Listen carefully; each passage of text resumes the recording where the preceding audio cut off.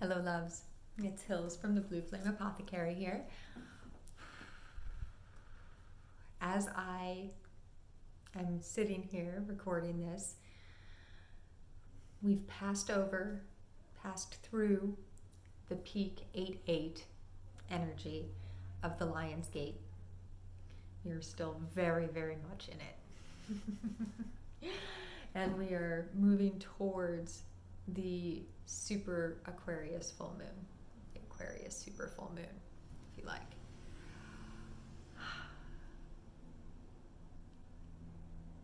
Transitions is where I'm feeling called to right now. Transitions. There's a couple of really loud energies there's quite a few actually.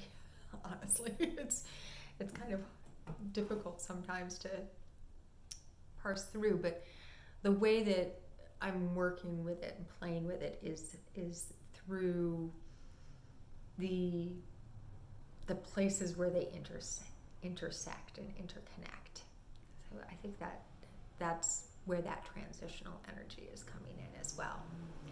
So as we are shifting out of the 8-8 aspect of the Lionsgate Portal,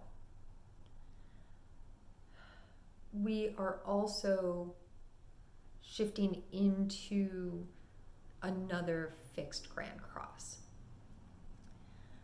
Before we get there though, because I did talk quite a bit about fixed Grand Cross energy in the Leo new moon update, there's some other really juicy energy that has been captivating me, and it's something that has kind of moved through the 8-8 portal. So here in the west coast of America in California, on 8-8, the sun in Leo transited exactly trine over the top of Chiron in Aries. This energy is still very much active, and as of the full moon, the super full moon that's happening on Thursday or Friday, depending on your time zone, we will be still very much in line with this, but there's going to be a third element. So we will have a Fire Grand Trine with the sun in Leo, Chiron in Aries, and Medusa in Sagittarius. I've spoken about Medusa in a couple of other updates, and I'll put links below to those. There's one in particular, the Reclaim You, that feels really powerful to watch if you haven't watched it, or watch maybe again if you have. Let's start here with Chiron and Aries. Chiron moves through Aries very slow compared to some of the other signs, and has been in Aries since 2019 and will remain in Aries till I think maybe like 2027, 2028. The wound represented, so whatever sign Chiron is moving through, that is highlighting for the collective the particular wound held within the frequency of that sign. So for Aries, the sutra for Aries is I am. It's beginning energy. It's confident. It's go-getter. Let's do this. Mars is an aspect of Aries energy. So when Chiron is present there, the wound that is being reflected back at us collectively is, who am I? And even more so, if I am my true self, will I be accepted? Can I be accepted as my true self? the sun, who's sitting in Leo, the sign, the home of the sun, confidence, again, all the fire signs are very confident energy. Fire is the first element in a lot of ancient traditions, and it's where everything gets started. So there can be a lot of, when you first start something, sometimes you can have a lot of confidence. Sometimes you can go the other way, but usually the beginning, there's a lot of momentum at the beginning of a project. But the sun in astrology represents your sense of self, and in particular your outward expression of self.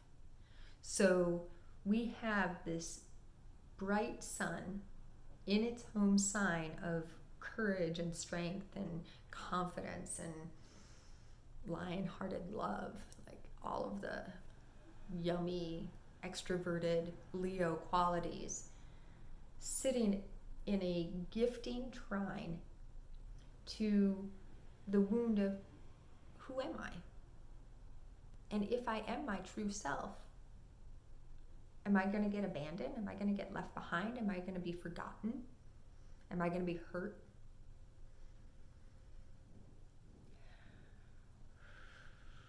Oh, yeah. That's a deep one for us, isn't it?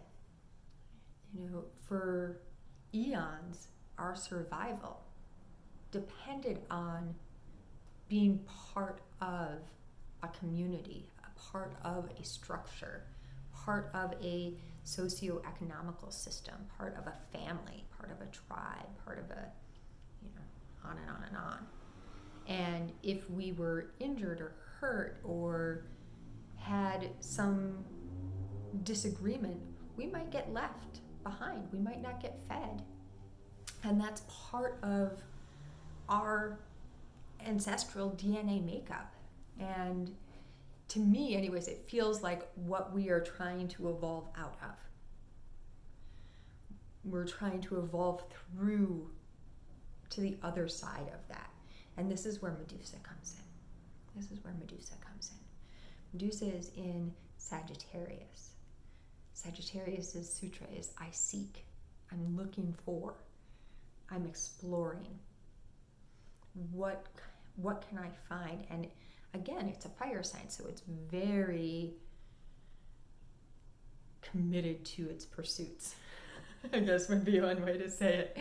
It's very like, I am going to figure this out. Let me find. And also just learning for learning's sake, exploring for exploring's sake. And Medusa's energy for me feels very much like transitional. It's in a transitional state right now. The story of Medusa, like many of the female archetypes, has had many different tellings. But the most common is that she was part of Athena's temple priestess program. And part of that meant to be celibate. You couldn't have sex. But she was a sensual being. And she enjoyed sex. And so she went out and she did things. Athena was pissed. Especially when she did things with Poseidon. There's a lot of controversy. What actually happened with Poseidon? Did she become pregnant? Things like this.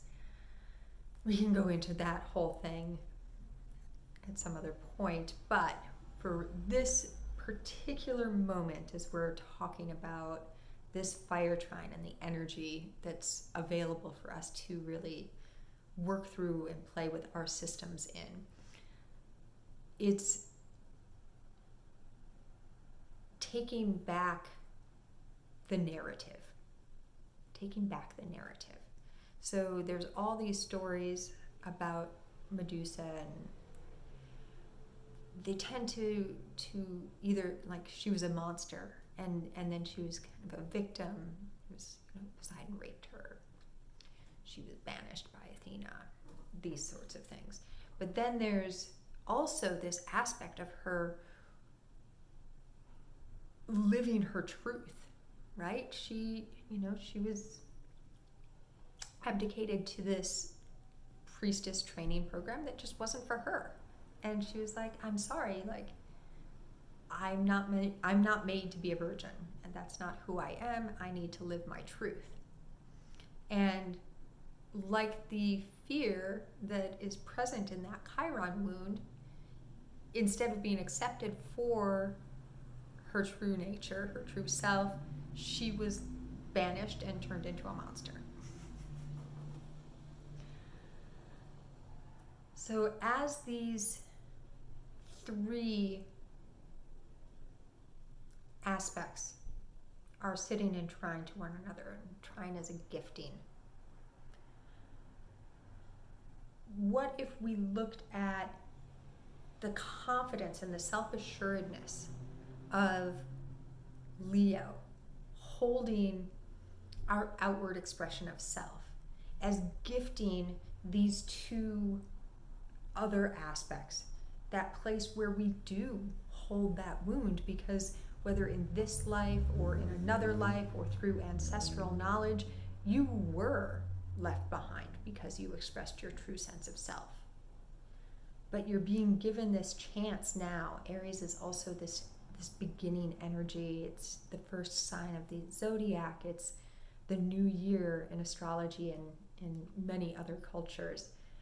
And so you're being gifted this, yes, that is how it was, but that's not how it needs to be anymore. We are evolving. We are elevating past that, through that, beyond that necessity.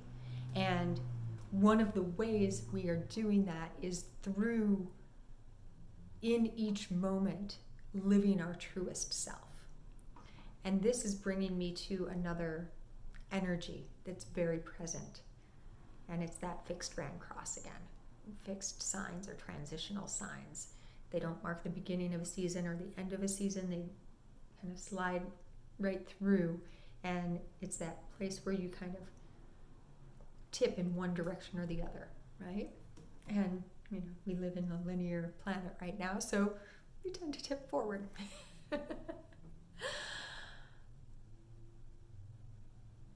This full moon, we have a fixed grand cross, just like we did for the Leo new moon, but this time the grand cross players are the sun and moon meeting with the portal of destiny. You may remember, if you caught the Leo new moon, that it was Mercury that was the player in Leo. So this time it's the sun. And the sun is sitting at 19 degrees of Leo on the full moon. The moon directly across, always is on the full moon, at 19 degrees of Aquarius. Aquarius is higher mind and the sign of the new era, the new earth, the new age. Enlightenment is dreams is Aquarius, and the moon is actually sitting directly on top of Shiva's asteroid. Saturn is very close, and it is definitely part. It's a conjunction. So we have Shiva, who one of the things that's said about Shiva is she was the creator of the fabric of reality on which Shakti dances. So Shiva is literally dancing with the moon, which is the feminine, the unconscious, and it's the last supermoon of the year. So it's at a very bright space.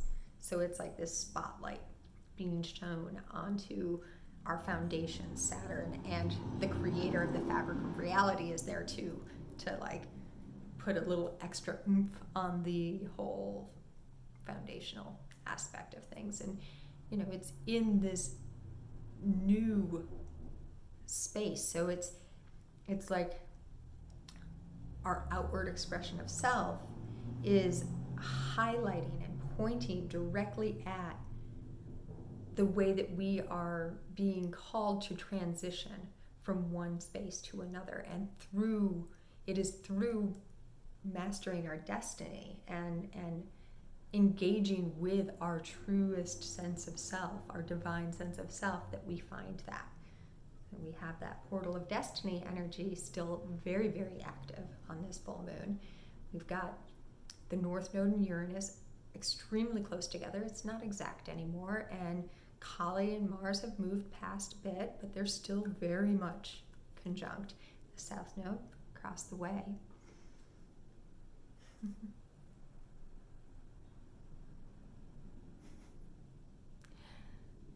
There's also one other. I was thinking about Scorpio with the South Node, and in came Pluto. Because where Mars is sitting in Taurus puts it at an exact, almost to the degree, very, very, very, very close trine, Earth trine to Pluto. So it's the like beginning surging forward energy of Mars is leading the way through out of and transitioning through out of the portal of destiny, right? And gifting Pluto in Capricorn, who's been transiting these final degrees of Capricorn, right? With this new information that has been gathered through all of these portals within portals within portals that we've been transiting, and helping us to unearth and uplift from our unconscious this new information, these new codes that we may be buried underneath some wounds, so that we can step into the next place that we're going with our full capacity to hold our true divine sense of self. Ooh, yum.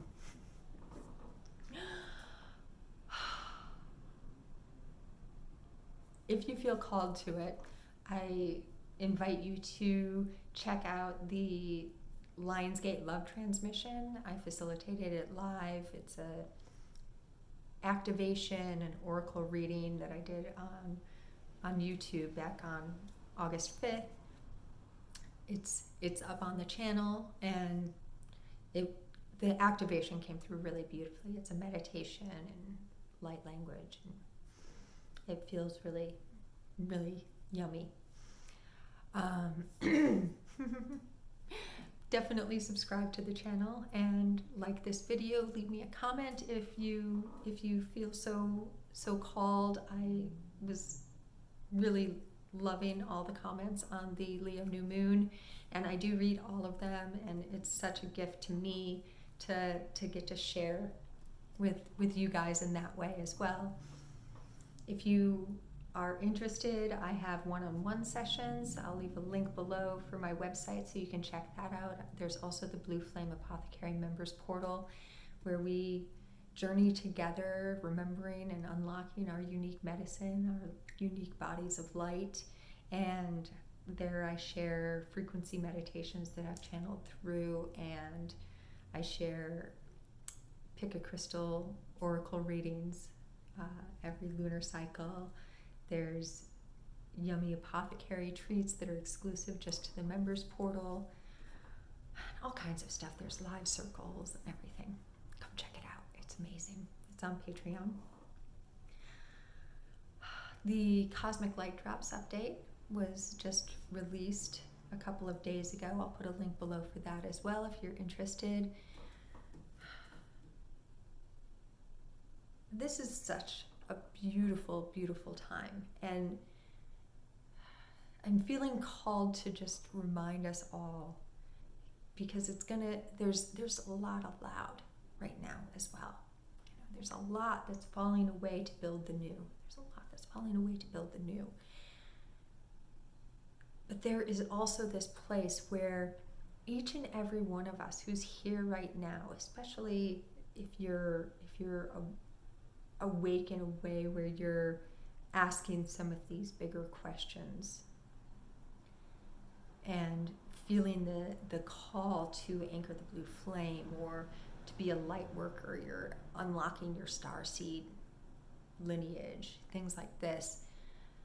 You specifically signed up to be here during this transition. It is part of your soul's work. And I, for one, thank you so very, very, very much. It is beautiful to witness. It is such a gift to get to be here with you all as we do this amazing, amazing transition. As we play and expand and evolve our capacity to love and to hold our divinity within us. I could go on and on and on and on. For those of you who are called, come join wherever you feel called. It doesn't have to be with the stuff that I'm facilitating, but you can find your space. And maybe you're called to facilitate something too, and that's fucking amazing. Do it. Okay. As always, and in always, so much and many loves to you from all the dimensions.